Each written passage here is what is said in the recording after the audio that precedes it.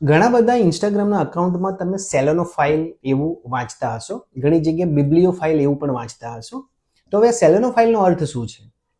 તો ઇંગ્લિશમાં જે ફાઇલ વર્ડ છે એ લેટિન પરથી લીધેલો છે. એનો અર્થ થાય છે ટુ લવ, અથવા તો એના જબરદસ્ત તમે એના ફોલોવર હોય અથવા તો જબરદસ્ત તમને ગમતું હોય તો એના માટે ફાઇલનો ઉપયોગ થાય છે.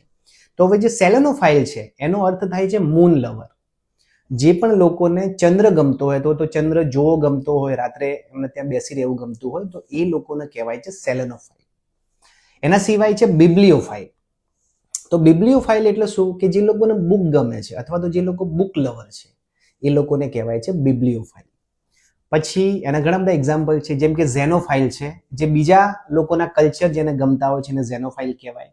ટેકનોફાઇલ છે કે જેને ટેકનોલોજી વધારે ગમતી હોય, જે ટેકનો લવર હોય એને ટેકનોફાઇલ કહેવાય.